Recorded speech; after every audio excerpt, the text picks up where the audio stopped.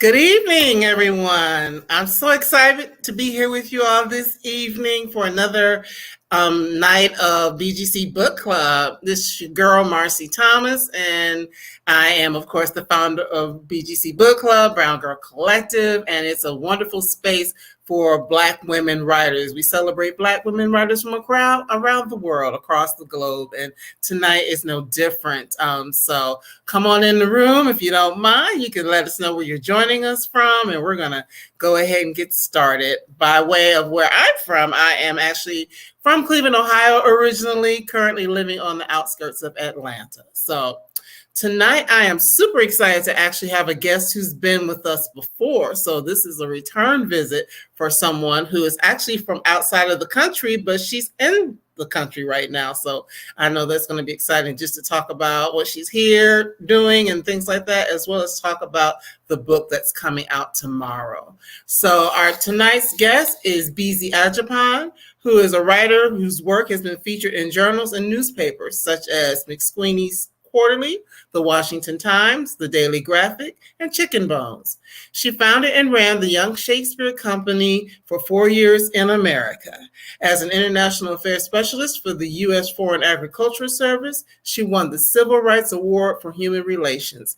Her first novel, The Teller of Secrets, which we discussed last year, began as a short story of women and frogs and was nominated for the Caine Prize. She lives in Ghana, but as I mentioned earlier, she is in the States currently. And tonight we're going to be discussing her book that actually doesn't come out until tomorrow. So we're getting an advance conversation, Daughter in Exile. So welcome to the room. Welcome back, Bisi. Hello. Hello. I'm so excited to have you back. I'm very excited myself. Oh, yes. Yes. So first of all, I want to congratulate you on your second book, which, as I mentioned, will be out tomorrow. So how excited are you about that? I'm very excited. I mean, I've got my copy right here. All right. And I actually received my copies yesterday. So I had a whole lot of fun unboxing. I was like a little child, just seeing that, holding the books, wanting to, roll on them, putting them on my desk. Yeah, that's super exciting. So now I know you're in the States now, not in Ghana as you were the last time we spoke. So did you come to help to promote the book or things, have other things going on currently or? No, I came to help promote the book. Of course, I tried to spend equal amounts of time in Ghana and in the US, but I have to say that I had not planned on coming here in winter. Yeah, that's true. The idea is to spend, spring and summers here. But unfortunately, the book came out in January. So here I am because I love the literary scene. I love the books. I love people. And so I thought I would come and meet some of my faithful readers. All right. Well, we're super excited to have you here. So I want to get into it now. Daughter in Exile is your second book, but I was doing my research. It is actually the first book that you wrote, even though it's the second one to be released. So tell us about that. How did that happen? Yes. Yes, actually, it was the very first book that I wrote. And I think I sort of threw it, well, I don't want to say threw it together because I didn't. I actually worked hard on it. But I had a draft ready somewhere in 2012. I had a draft ready. And nobody was interested in books about immigration. I mean, I was rejected by, I don't know, no less than 30 publishers, I think. Everybody said no. And so and probably the writing too was not up to par, but the primary reason that I was given was that nobody was interested in a book about immigration. It seemed as though probably I was a little early, if you like. Yes. Because actually I started talking about it way back in 2008. I was, part of an online writing group, a workshop kind of thing. And it took me a long time to even find an agent because it was the same thing I was getting. Nobody was interested in a story about, immigration. And then Chimamanda's Americana came. Mhm. And I thought, wait a minute. Right. Right. I'm glad that she, broke that ceiling, and I think she proved everybody wrong that people were not interested. No, people were in fact interested in immigration. And so I resurrected it. And I I think that in 2012 I was kind of brokenhearted and I put it aside. And so I was already working on Of Women and Frogs, the Mhm. Teller of Secrets. That was just a fun project, a playful project that I thought I would do. And to my utter surprise, that's the one that found publication right away without, a whole lot of struggle. I mean, there was still a little struggle in the US market, but not in Africa, where it first Mhm. came out, and then the US also picked up on it.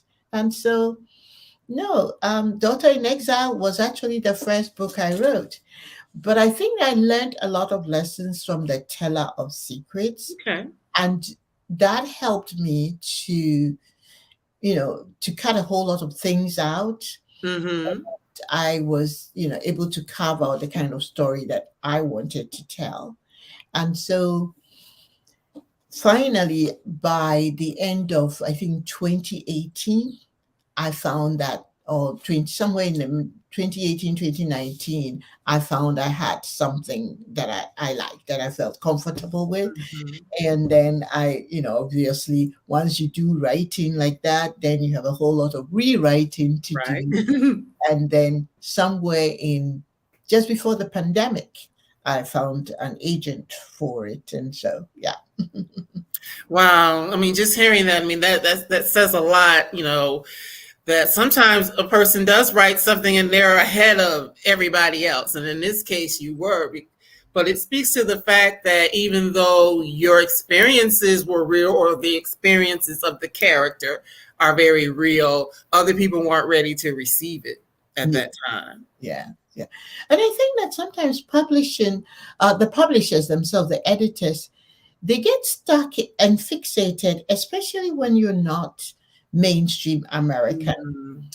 They have, like, if I had written a book about slavery, I would have found publication Yeah. right away. Right. Because I feel as though when it comes to writers from the continent of Africa, they like to be not the authors, but publishers like to pigeonhole us. And if you write about plenty suffering in Africa, if you're Mhm. writing about children in danger, if you're writing about war, if you're writing about slavery, then everybody perks up. It makes sense. Mhm. Where you're writing about somebody that is middle class, they're not quite sure where that fits in. And so it's usually when a brave publisher decides, this is, I'm going to take this on. Mhm. And then other people see its success. Then they think, oh, yeah, okay, now there's precedence for it. Right. It's sad because you would think that you would want to be the one to break ground, right? Right. Right. Unfortunately, that's not how it happens. Hmm. And honestly, it's not surprising because we think about even, whether it's music, television, or a lot of things that are creative or artistic. It's like once one person breaks the mold and does something differently, then other people want to, kind of jump on the bandwagon. Oh, there's money to be made over there, so let me go ahead and get into it. So. But for those, obviously, not too many people have had a chance to read it yet, since it doesn't come out tomorrow. Yes. And actually I had my copy before you did, so I feel a little excited. I've had it for a couple of weeks actually. So tell everyone. Usually the publishers are so excited, they're sending and shipping to bookstores, Right. they're trying to make money, and then sometimes you are forgotten.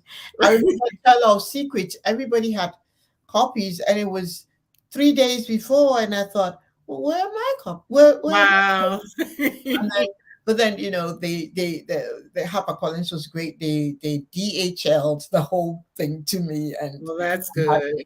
so it arrived the day before publication day. Well, that's This good. actually arrived a few days ago, but Hmm. I was not there. First of all, my flight was delayed and all that. And then I was supposed to be staying with a friend in Virginia. Hmm. And unfortunately, just before I came, she got COVID. Okay. So, or she got some kind of, I don't know that it's COVID, just some kind of respiratory infection, whatever. Whatever the case, we both decided, and she was really very kind. She did not want me to be sick and not to be able to do my program. So Yes. we agreed that I would rather stay with cousins in Maryland. So the books were at her place. They arrived, Oh, okay. and then a young man drove from her house and brought them to me. Well, So, that's exciting. That's exciting. So, of course, as everyone has not had a chance to read it yet, give us a little background of what the story is about. oh, well, in a nutshell, just a girl, a young girl. I wanted to write about a different age, and a young girl in her early 20s. She's just turned 21, middle class. Her mother is a judge. She's got a great job at the British Embassy. She has a vibrant social life, parties and that kind of thing, and quite an international jet-setting circle. And then she falls in love with an American Marine and, decides to more or less elope with him to Hmm. America. And then, young people, they're both very young. And of course, things don't always go the way you plan. Otherwise, you wouldn't have a story, right? And Right. of a number of things that could go wrong, and a number of things do go wrong to the point that she does become an undocumented immigrant and has to spend time trying to solve her problems and trying to make a living for herself because she was an aspiring writer. But life happens and you have to survive and you take whatever job you can get. So this is a story about courage, about determination, because this woman goes through a lot, but she never gives up. And it's hopefully a very beautiful ending. And the relationship with her mother is also really important. It's really mother-daughter relationship. And then it's interesting because there are two layers to it. There is her own journey into motherhood, Right. and the sandwich situation. Then she's got a mother too, and this whole trying to figure it out, but trying to understand the importance of family. Well, that's it in a nutshell. And before we came on, I'll do it so everybody can see. I'm like, yes, I'm clapping for you because the book is really good. It kept me intrigued, and there were times where I laughed. There were times where I'm like, oh no, they didn't. I was, reading it like I was watching something on television. So I mean, it's very, well written. It's very, like I said, it'll keep your attention. I learned a lot. We can, get into some of those things because for those who haven't watched before, we don't do spoilers.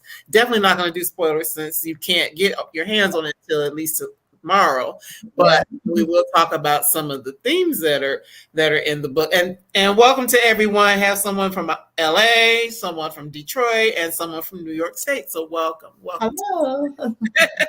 But one of the things that really intrigued me, I mean, there's so many things, but Lola is like you said, a documented immigrant who ends up in the United States, and No, she doesn't start off as and I think it's important to make that distinction. People always think of undocumented immigrants as lawbreakers sailing across Mhm. the sea or sneaking past border guards and all that. Sometimes you get caught up in the system. This is somebody who entered America legally, Mhm.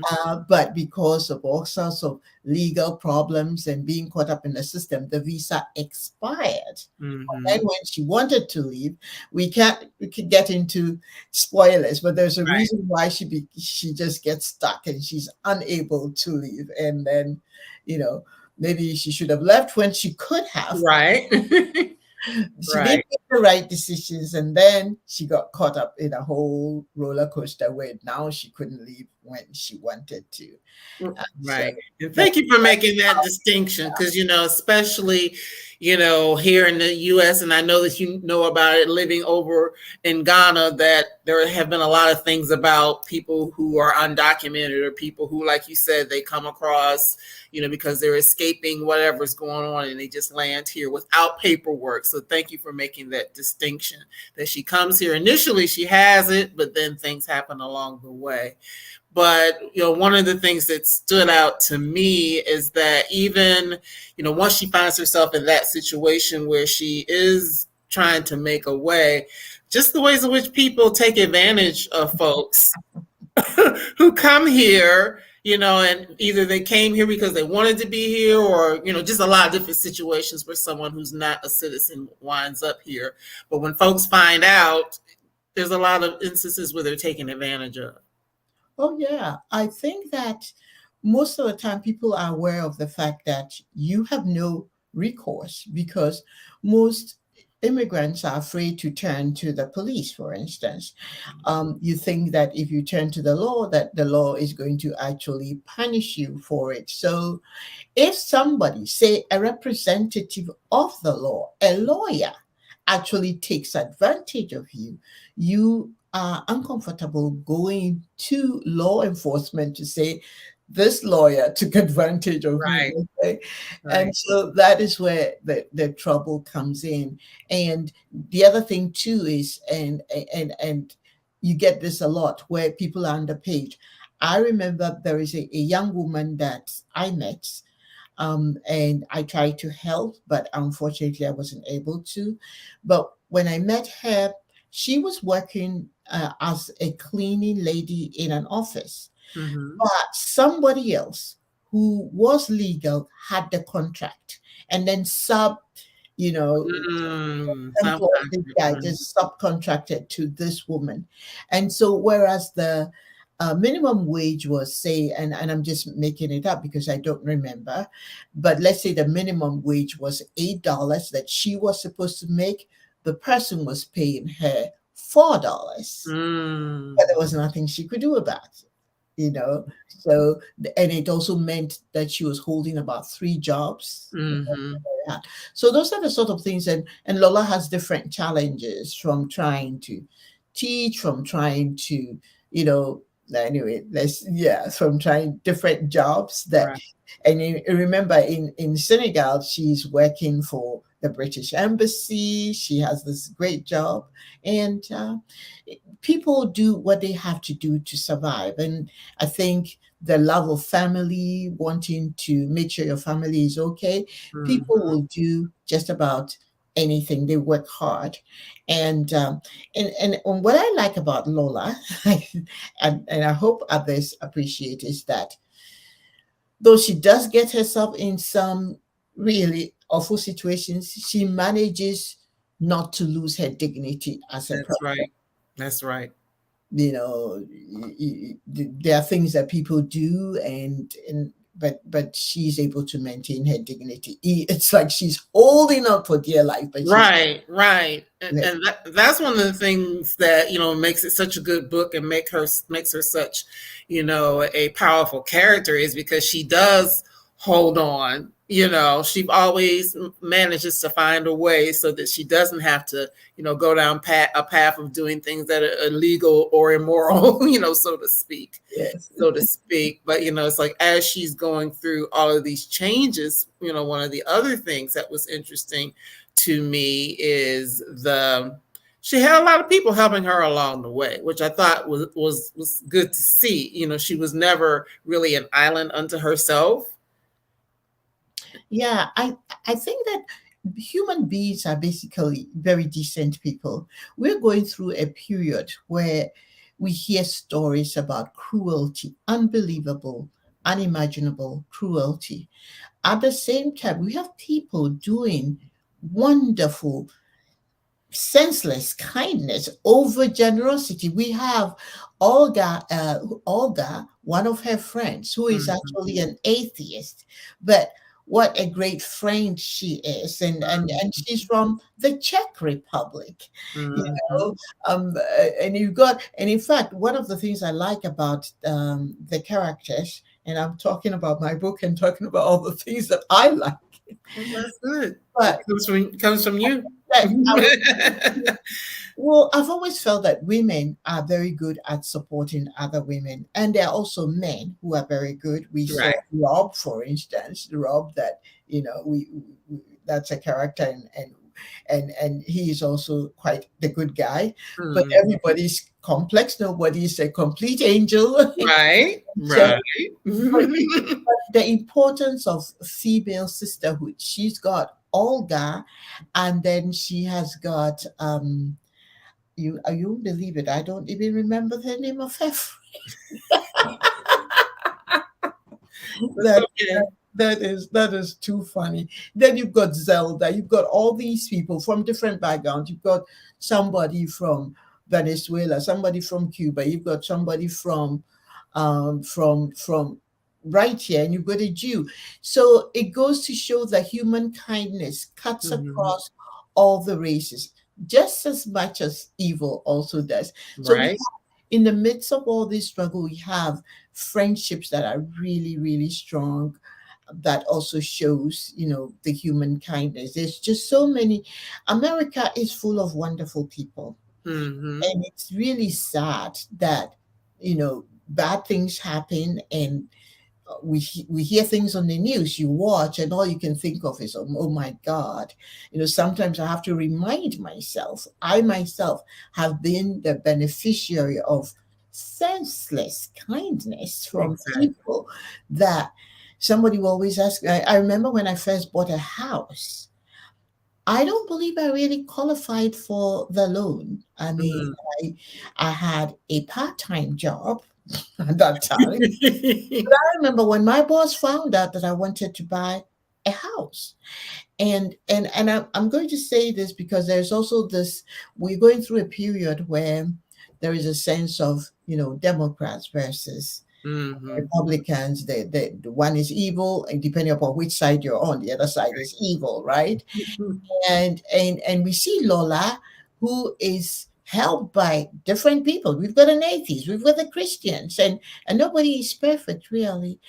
And I remember when I was buying my house, I told my boss, who was a Republican, who was the kind of person that people would think, oh, he's so mean because of his politics and all that. And yet, when he found out I wanted to buy a house, he changed my part-time position into a full-time position, Wow.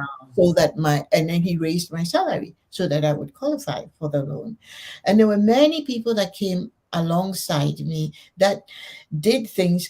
And I remember the loan officer that was working with me from the bank, and he said this to me. He said, I'm going to tell the underwriter, I'm going to ask them to make an exception for this, to make an exception for that. And it was really wonderful. And so when I finally walked in there to sign for the book, the entire staff met me and they just started clapping. Oh, wow. Said to me, you must have an angel or somebody watching over you, because this does not happen. We had a meeting and somebody said, let's just give her the loan. She's such a nice lady. Let's do some. And somehow, you know, that was the beginning of my, you know, entering the American dream, because somebody thought, you know, let's just give her the loan, you know. Right, So right. there are lots of wonderful people in this world, and unfortunately, there are some not That so aren't good. so. They're not Mhm. the majority, but they get the all the attention and the news. Right, that's true. That's true because the news, I guess human kindness stories are usually thrown in at the end. It's not that stuff people want to hear, or gravitate things that are towards things that are negative and don't really focus on the things that are positive.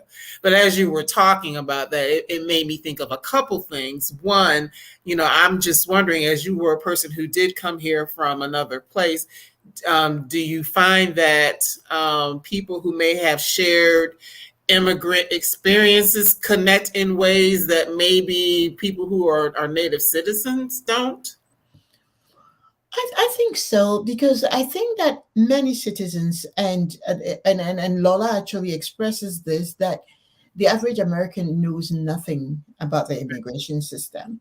And unfortunately, politicians are too busy, trying to, uh, how do I put it, trying to show that they are better than the other people, that there is no real truth coming out of them on either side. Mm-hmm. So there's a lot of demonization here and there.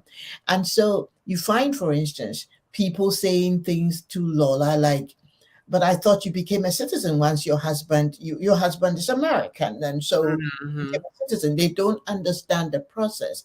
Or somebody trying to help you get a job assumes that, oh, you're married to an American, so you can work, and then finding out that actually you can't work. Right. So the average American really doesn't understand. And so usually when they meet somebody who is an immigrant and the person is a lovely person, hardworking and all that, they tend to say things like, oh, you're an exception. Right. We don't mean you. We're talking about the other people. And, Right. and unfortunately, it's not like that. And so there are layers of laws. And we find that in Lola's case, where there was a time when she's caught between two justice systems, family law has nothing to do with immigration law, and Mm-hmm. immigration law has nothing to do with family law. So when you're caught up between the two laws, which law do you obey? Mm-hmm. And Lola found herself caught up in that. And, the average American doesn't know that. Right. And, and there is justification for people being afraid. I've heard all kinds of stories about people who live on border towns and people talking about crime and that kind of thing. And I'm sure it does happen. And so there are people who are genuinely afraid. And so when a politician comes and says, I'm going to make you safe and I'm going to make sure that this and this and this happens, but Lola's case is not really so much about immigration, because she is just somebody who is in love and is marrying an American for Mm-hmm. love, and is caught up in all this shenanigans. And of course, the law doesn't also make allowances for what happens when something goes wrong. That's true. So That's true. so then you're left to navigate things. And so Lola is helped by all kinds of people from Mm-hmm. all walks of life, because I think that a lot of what happens is when people get angry with foreigners and all that has to do with fear and ignorance. Right. Right. And but the way people relate to Lola when they meet her, and then of course you've got those who come with their prejudice, Right. and again it has to do with your country of origin. I Mm-hmm. remember when I became a U.S. citizen, the daughters of, what did they call themselves, daughters of the revolution or something. There is an I know organization. what you're talking about. Yes. Yes. And they showed up and they were wonderful. They presented all of us with gifts and they said, you are as good as any Native American. Just Mm-hmm. because you were born here, you're an American citizen, you are an American citizen. And you will find that they say, if you give somebody a lot, the person loves a lot. You go into the military, and some of the most ardent supporters, some of the most ardent soldiers are people who came from somewhere else and became citizens, and they're very proud to be citizens. Mm-hmm. Many of us, and I think most of us, do take pride in that. But with Lola, she's focused on family. Focus on family. Focus Absolutely. on family. How do you marry the family at home that she left behind, and then the family that she's now, faced with in the United States? She's got her mother, she's got her sister, and she's got her cousins. And then, how do you make sure that you're not losing every part of you? And that is what Lola is grappling with. Definitely so, because I can recall, and we're going to talk about her mom here. Start talking about that relationship, but at one point she writes her mom a letter, and her mom is like, "Oh, well, you've got family over here. What are you talking about? This family that you've created over there?" but but I mean that's something that a lot of times people do have to do, even if your family's in your own country. Sometimes you have to create a family that's apart from your blood relatives. But one of the things that speaking of Lola's mom, there is definitely this whole thing of generational cultural things. In one generation you did things in a certain way and you followed certain cultural norms and things like that. But Lola, being a younger person, doesn't, at this point, she doesn't always necessarily understand all of that. And she kind of wants to be her own person. So, just talk about a little bit about that dynamic between her and her mom, because there was definitely a lot of push and pull with them. Yeah, it's interesting because normally the average person, the average woman especially, would not, in America, the culture is that you hit 18, you have a right to leave home to do whatever you want. Although some people, most of the time, because they're in college and still dependent on the parent for health insurance, Mm-hmm. and tuition help and all that. So they're still connected to the family. But for the most part, you hit your 21, you graduate, and you leave home. Whereas Lola finds herself abroad because she's studying a foreign language. And I have to say, a lot of that part was based on my own experience because I studied French. Mm-hmm. And I had never ever lived alone in a foreign country by myself. It's Mm-hmm. it's not something that you do. Normally, you would stay at home, and then you left when you got married. Mm-hmm. And so, or maybe you had a job and the job came with some accommodation. But the families tend to be very close and people stay together. And then when they marry, then they move away. And for the most part, they may not even move that far away from one Right. another. So Mm-hmm. there's Lola enjoying this. It's not that she was rebelling, but she found herself in school, and then she was living there, and then having a blast, because Mm-hmm. and normally the way families are set up, if you have a boyfriend, you may bring the person home, but the minute you bring somebody home, the assumption is that you're probably going to Get marry the married. person. You just don't bring Mm-hmm. anybody home. So Lola is enjoying the kind of lifestyle that the average Ghanaian girl would not be enjoying. And for that matter, the average, African girl, not all young girl like that, all alone with a roommate, about the same age, having a blast and no parental supervision and trying to stay out of trouble. And so the mother's thought this whole time is get her home and make sure that she doesn't get into trouble, and make sure that the mother is not so much focused on marriage, which is kind of interesting because she herself, she's widowed, and therefore she is not she never remarried, and so she was not trying to push her daughter into marriage, but she did want her daughter to have a decent life and you know get married eventually, and not fool around too much with the opposite sex. you know so you got all that, but because she's living on her own, because she's interacting with all these internationals, her perspective, she starts to think she can just make any decision at all that she wants, Mm-hmm. and she makes all kinds of decisions that hurt her mother very much. And Mm-hmm. in that culture, it's almost as though you're turning your back on your own family to go chase your own dreams. But they maintain throughout. You can see that the relationship is there, and they are writing letters Mm-hmm. throughout her stay in America. And in the letters, we see the mother's perspective and we see her perspective and this struggle to understand. And of course, Lola's perspective starts to change when she becomes an adult and she starts experiencing motherhood. And, I think all of us go through that. And then you start to think, well, Maybe she was right about maybe some you things. maybe family ties are really important because Right. you're also thinking about the next generation. Are they going to be lost? I'm not Mhm. going to have the same kinds of things that you enjoyed that allowed you to flutter away. And so, yes, Lola is sort of almost like a sandwich person, but not in the sense that she's having to take care of an aging mother, but Right. rather that she's both a daughter and then she finds herself also experiencing motherhood. So that is very interesting. Hmm.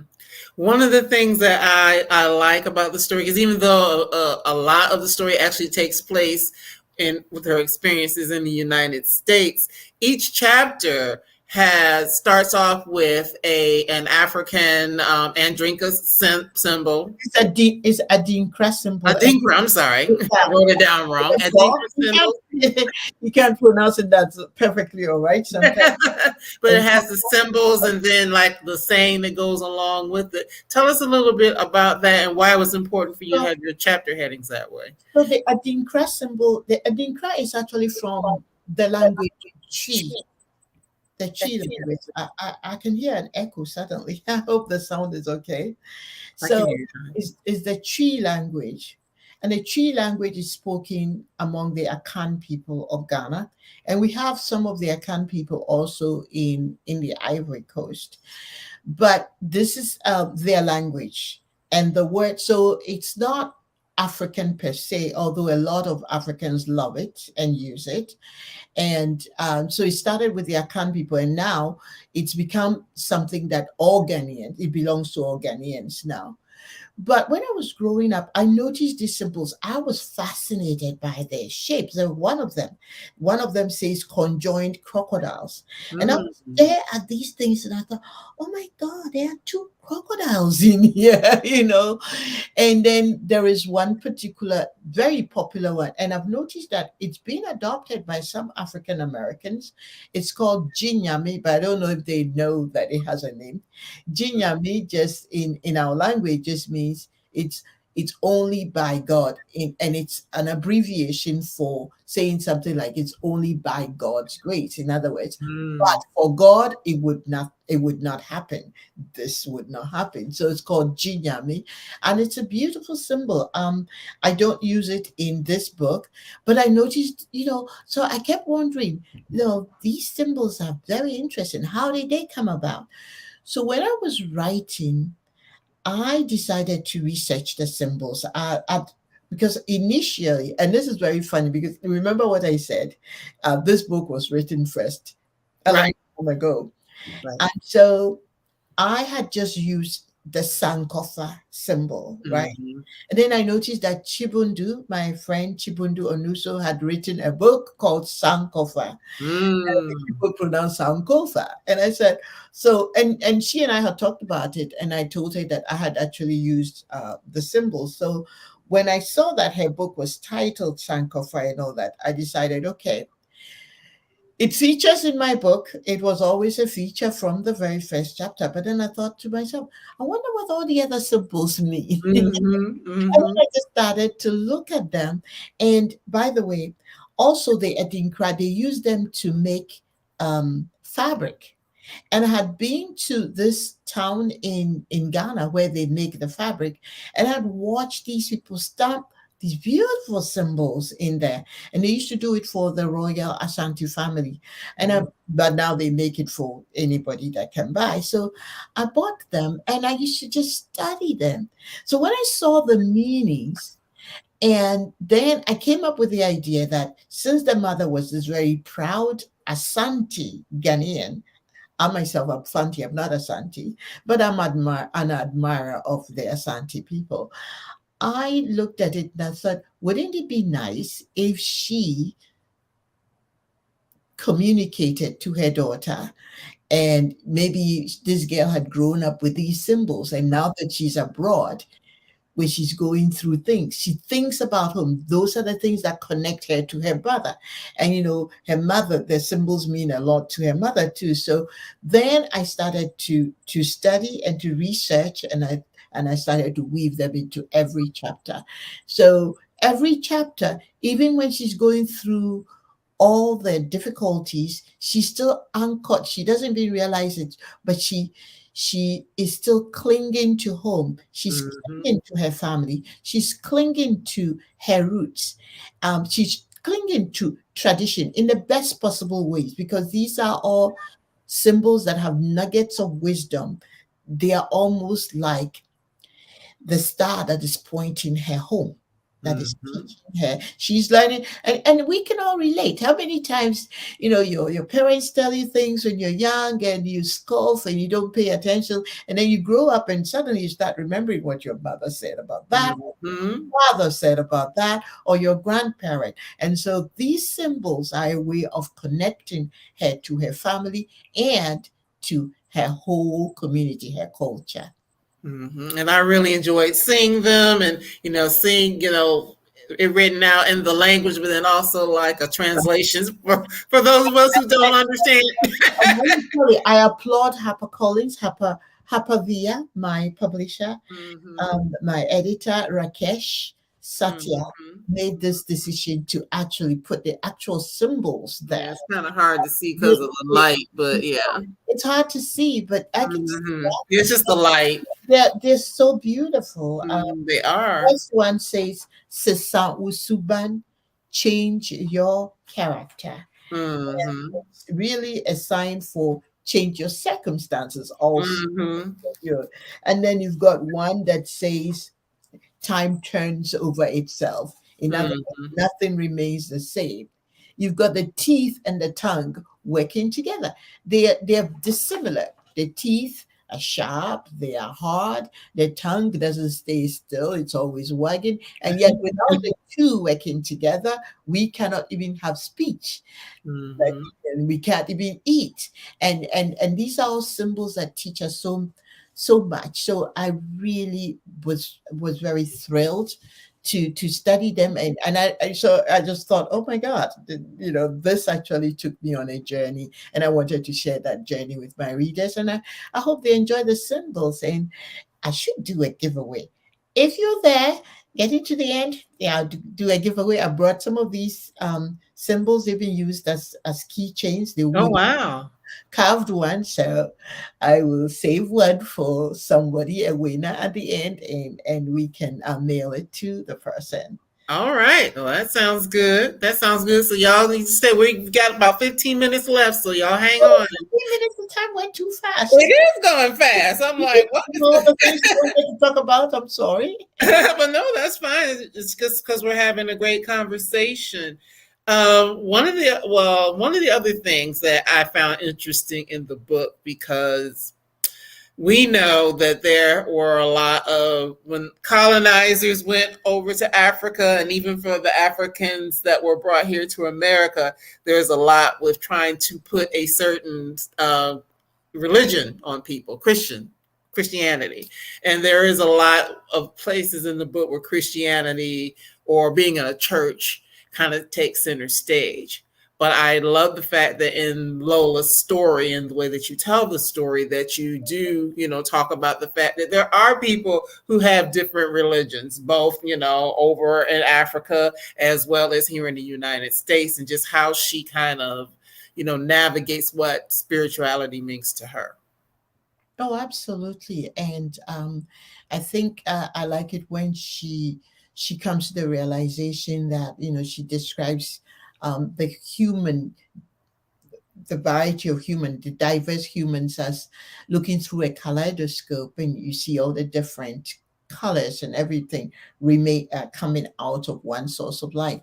And that's because I think that sometimes I find some of my own little philosophies creeping in somewhere in the book, but I think this came to me because I met a family from China. They were no, they were not from China. They're from Taiwan. I'm not quite sure.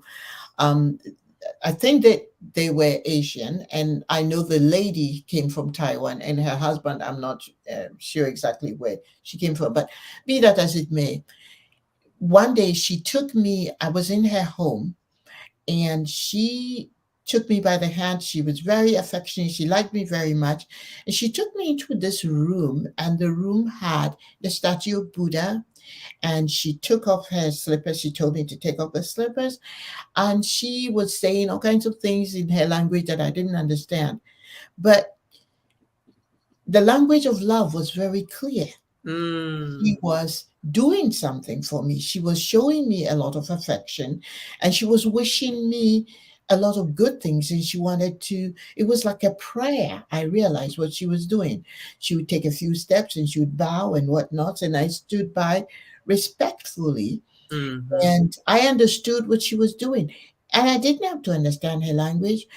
Much the same way I met an Iranian woman on a playground. She didn't speak a lick of English, and I didn't speak a word of Farsi. And yet, by the end of an hour, on the playground, I had gotten her story that mm-hmm. she came to help her daughter who had had children and to come and help take care of them. And we had such a blast. And I realized that human beings are the same everywhere. We speak the same language of love, of pain, of anger, of sorrow, of hate, or whatever emotion. It's just that the language that we use to express those emotions are different, and is different for everybody. For instance, I was with a French lady, and she said instead of a teaspoon, she said it was a coffee spoon. Mm, Coffee spoon, teaspoon, same spoon, right? right, So doesn't matter what you call it, but you interpret things according to your culture. And I think that America also allows us to experience that. If you open yourself, I had Sudanese neighbors. My goodness, they were the most loving people ever, and I adored them so much. And so that is, some of the things that we come across. And so Lola has to figure it out for herself. What does Christianity mean to her? Does it mean that she oppresses people? Does it mean that mm, other people oppress other people? Is it just a way? Is it just judgment? I don't know. But what she does is she tries to, as best as she can, make sense of it all, and embrace people. And that is why she can be friends with somebody who's an atheist, who right, in fact turns out to be a very good person. Well, you may think that, well, you may wish that the person weren't an atheist, but that's it's not for her to judge. I mean, right. she's just there. And so, yeah. Yeah, that was good to see though, because I mean, the reality of it is, how can I put it? Just because a person doesn't believe in what you believe in doesn't make them a bad person. Yeah. Doesn't mean that they don't have redeeming qualities. And kind of like you said, you can be in whatever your belief system is, and if it's full of judgment and full of ways to turn people away, then that's something you might want to, really question and decide if that's how you really want to live your life. So I like the fact that we see that with her as well. As we're getting close to the end, I do want to talk to you about the continent, though, because there are a lot of things that came up in the book about Africa, and sometimes, kind of like you said, I know this, but sometimes if a person sees that someone's from Africa, they act like it's all one place, and it's not. It's there are 54 countries on the continent, but a lot of times people want to lump everything into one category, and a lot of times what they're lumping it into isn't good. So Yeah, it's kind of it's actually bizarre because people learn history and things at school, but part of it too is the media. I mean, sometimes it's they will be mentioning things. Oh, this is a person is from Africa. When something happens in the UK or in France, they don't say Europe. right, They mention the country, but there is a certain laziness when it comes to Africa. Just say Africa, and it happens even. I mean, I remember I was at a church, and they asked various people to come and talk about their countries, and I was invited to come talk. But when they introduced me, they said I was from Africa, and I had to say, "Excuse me, Africa is not a country because." I cannot speak for all of Africa. I don't know every part of Africa. People are vastly different. We've got the whole Portuguese group. They and not just that, but they have the common language, but they also have their own um, non-colonized language that they speak. Mhm. And even in Ghana, though English is the official language, we have so many ethnic groups. I cannot presume to speak for somebody from Dagomba in the north, or even somebody who is ever from the Volta region. People are, it's such a diverse place. Not only are the people diverse, but there's a socio-economic aspect of it also. Even in a country that people tout in the media as being really poor, like you see in Sudan, you see, there is obviously an oppressed group in Sudan, but that same country boasts of people living very, very well. I mean, Ghana is pretty much a middle class economy, that the majority of people are, in fact, middle class. And then we have, of course, the working class and the working class poor also. We have all that. And so the idea that, people just lump you in. I remember visiting a friend. The friend's mother gave me, they were doing some gardening and she said, but you're from Africa. I thought you would just take to it and start hoeing away. Well, I didn't know what. Okay. I did, in fact, try to grow a vegetable garden when I was a kid and not knowing what to do. I remember sweeping all the new, I wanted it to be neat. So I swept it very well until everything died because I was thinking of the nutrients. But the idea that just because I come from Ghana, I know they don't really say Ghana, they go Africa. You Right. expect me to just pick up a hoe and start digging away. People people have all kinds of life there. I mean, there I'm sorry to say, but my life right now in Ghana on some level is much more comfortable than what I'm enjoying here.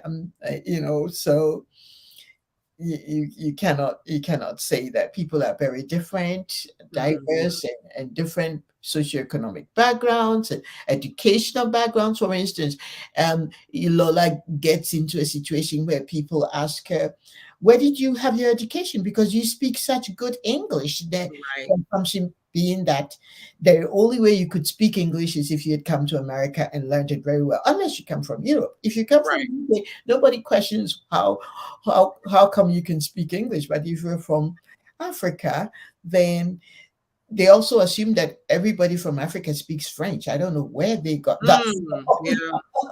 We've got francophone countries, we've got the anglophone English speaking countries, and we've got the lusophone, the Portuguese speaking countries too, and within their own, the colonized languages underneath all that, everybody has got their own language that they speak, their own diverse culture and everything. So Well, yeah. I definitely love the fact that you tap into that in the book because it's something for all of us to learn because many of us, I'm going to speak as African Americans, we don't know a lot, because things weren't taught to us. So unless you're a person who really takes the time to do the deeper dive or do the study, there's just a lot that you're not going to know about where your ancestors came from. And the reality of it is a lot of us would have been Western Africa, not Eastern Africa, or not necessarily Southern Africa. So Yeah, it's just a lot of different things.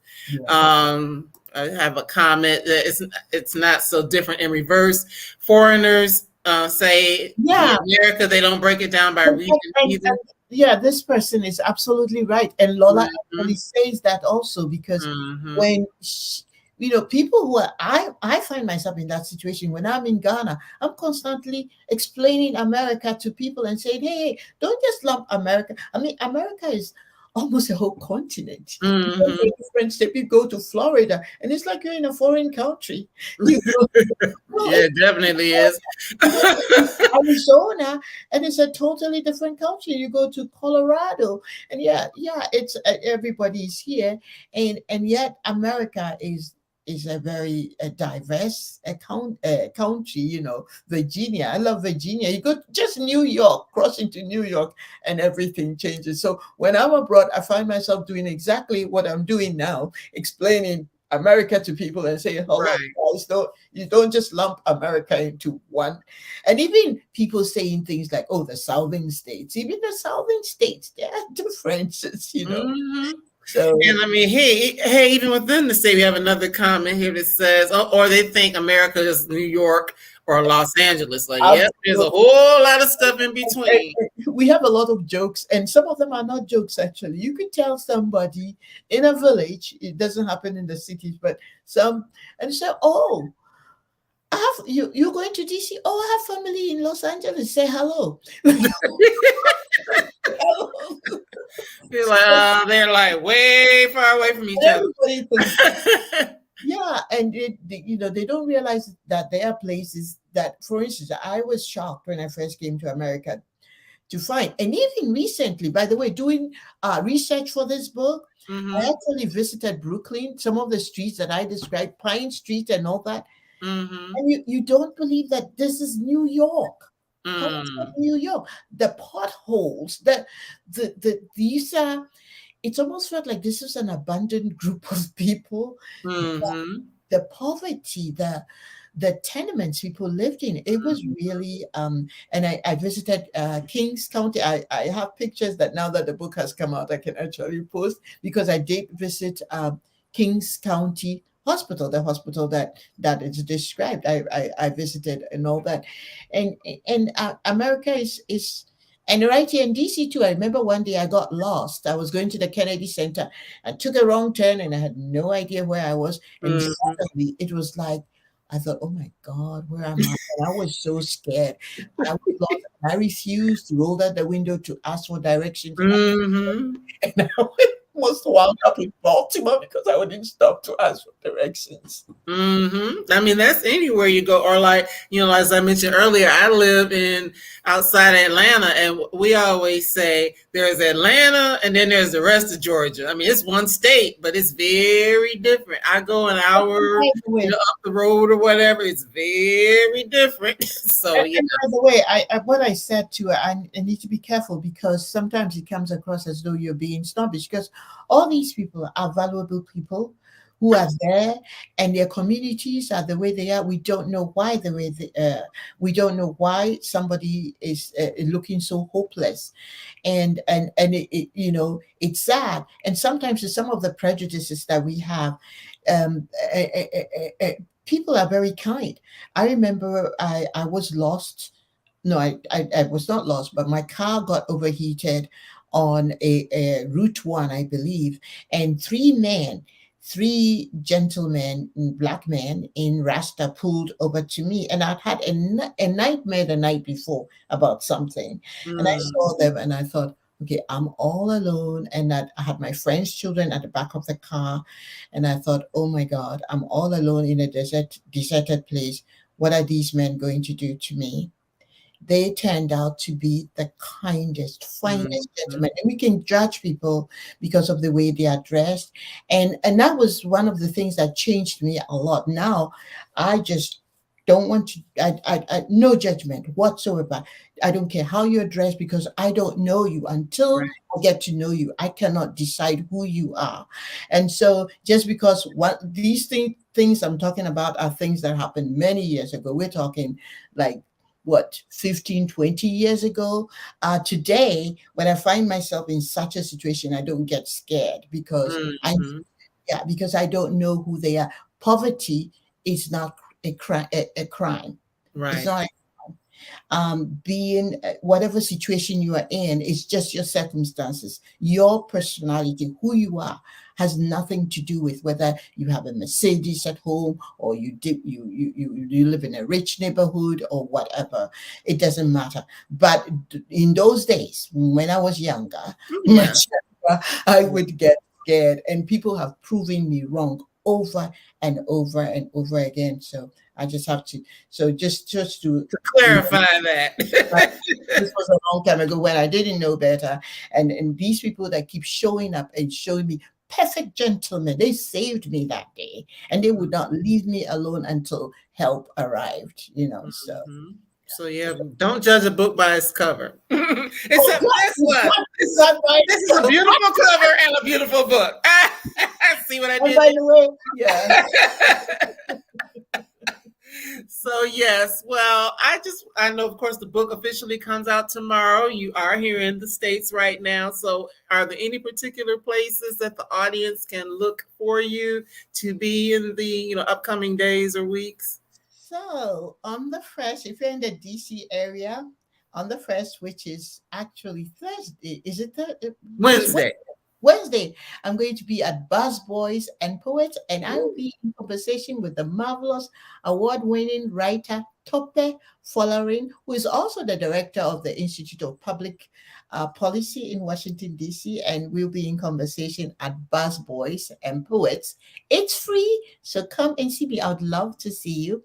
On the 3rd, I'm going to be in New York City at Books Are Magic, and I'll be in conversation with my executive editor, Raquel Satyal, and that will be at 7 p.m. And it's also, I think that when they have tickets for it, like $10, and if you want a book, that too, you can have it. If you want a book, then I think it's $30, and that includes the book. It's a ticket and a book. So you have to register. They have all these events at Eventbrite, and I think another physical appearance is at George Mason University in Fairfax County. They're having a mini festival that is the Fall for the Book Festival, and that is on the 15th of February. I will be there in conversation with our award-winning writer, Helen Habila, and also a staff at the Creative Writing School there. All right. National Writing Institute. So that is a great one. And then on the 8th, actually, so I should have said that before the 15th, okay. I'll still in New York. I'll be at the Africa Center, and I'll be in conversation with Nanekia Bruhamond, who is and has been nominated for the NAACP? Image Award for her book Blue. Okay. So I'll be in conversation with her. So those are 4 places that I'll be physically. All right. Poets, Books Are Magic, Africa Center, George Mason University, and then there are other virtual events also. So look me up on Instagram, Twitter, and you find all my activities listed also on Facebook, Bisi Adjapon Offer. All right. Well, thank you so much for sharing that. I'm a little jealous because I was in DC back in October, and I actually went over to Busboys and Poets because I had never been there before. So Did you enjoy it? I did. I spent money. Sorry. I can never resist. So, yes. Well, I'm gonna let you go so you can get some rest and get geared up. So I know tomorrow's gonna be a busy day for you. Also, I'm wishing you in advance happy publication day, and thanks again for being here, coming back for the 2nd time. So we'll look forward to the 3rd time. I love the Brown Girl Collective. It's always a pleasure. And the minute they asked, I knew there was no way I was going to say no. Right. Well, I appreciate you. I love talking to you in your fancy house. I'm just joking. Yeah, and for those who are watching, I told her ahead of time that this is a fake background. I just arrived and I've got things everywhere, so I didn't want you to be distracted and be saying, "Oh my God!" So this is a fake background. So. Yeah, I was just being funny there. But... Yes. Well, thanks again. This is not me. You see parts of my body disappearing. That's why. Right. It's like what happened to our arms? What's going on? You enjoy the rest of your evening, and I hope to talk to you again soon, as in when the next book comes out. Thank you, Maxie. All right, then. You have a good evening. You too. All righty. Bye-bye. I don't know how to. Oh, I got you. I was actually using my book as a mouse. Oh, that's right. You did say something about a giveaway. How do you want to do that before I let you go? It's I right almost there. forgot. Yes, yes, yes. So what I will do is I'll take an address, and Marcy, you're gonna have to help me pick somebody because I don't see anything. And then Yeah, and I can't so see names either, so I'm not sure how many people are in the room, but this is what we will do. Whoever's in the room, if you're interested in getting one of the, you said a symbols, it's a carved keychain. a keychain. Yes. Just drop a number in the box, a number You between want me to 1 show and you what it looks like? yes, please. I don't know if we'll be able to really see it or not, though. Yeah. Oh, yeah, I know. But we're going to trust you. We trust you. So Yeah. just drop a number between 1 and 20 in the box, and then we will have BC pick a number randomly, and whoever is closest to that number will be the one who gets it, and then you can just send me your Your information. address, and then Yeah, and I'll make sure I will, get it to yeah. her. So you Yeah. can start now. A number between 1 and 20 if you want to drop it in the comments if you're interested in getting the symbol. And then we will go from there. I'm not sure how many people are still here. Well, we already said goodbye and everything. Yeah, that's true. But I do see people still in the room. I do see people still in the room now. So Oh well, Marcy, I'll send it to you. hey, I'll take it. Hey, what I'll do is I'll do. Okay, I do see a number in the box. Okay, Okay, we'll take that. there's a number in the box. I'll wait another couple seconds and get another, and if not, then the person who dropped it in you'll be the winner. I forgot all about that. I'm sorry. Yes, and so did I. So somebody had reminded us. yeah, so did I. So she's laughing. Phyllis is like, I'm here. Well, okay, Phyllis. Okay, Phyllis. We're gonna give it to you, Phyllis. So what you can do, I'll put my email address in the box, and I'll make sure I get it to BC so we can get the gift to you. So okay. Hello, Phyllis. Thank you for sticking around. Yes, yeah. There's some other people in the room, but sometimes they're shy. Oh, I'm sorry. Oh, that's okay. That is okay. And then they may not, because there's also a privacy matter. You may not. Right. And I do get that. Hold on one second. Time, so actually, I was about to type it, but you can send it there. Yeah. editor@browngirlcollective.com. Mm-hmm. Phyllis, just shoot me an email there, and I will make sure to get the address to BC. And okay, she's saying thank you, hello, enjoyed your first book. So that's even better. She's already read the first book. Thank you. You're the perfect winner.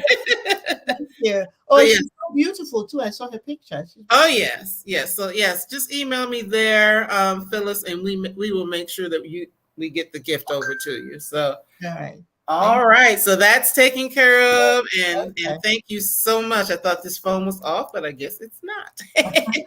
All right. So everybody who is still here, I'm going ahead and let you go, BC, and I will just announce the book for next week. So, all right. Okay. All right, and have a good night. Session. All right. Thank you, guys. Yeah, both of us forgot about that. So, Phyllis, congratulations to you for being a participant. So, appreciate that. So, by means of for next week, I do have a very special guest that I did have an opportunity to meet when I was in DC. Actually, I went up there for the Well-Read Black Girl Festival, and I had a chance to meet Mecca Jamila Sullivan, who talks about her book, Big Girl. So she's going to be with us next week. So look forward to that. I believe she is a DC girl. So it'll be exciting to have a chance to talk to her next week on the 6th. And then I'm just going to give you the name of this one because the book that I have isn't the actual cover. 2 weeks later, we will be talking to journalist Goldie Taylor about her memoir, The Love You Save. So on the 6th, we have Big Girl, and on the 13th, we will have Goldie Taylor's The Love You Save. So be on the lookout for those in the next couple of weeks. And thanks again for your time. Thanks for staying a little after school. And I really do appreciate you and look forward to seeing you the next time. You all have a good evening, afternoon, day, depending on what time you're watching. And we'll see you again real soon. Take care. Bye-bye.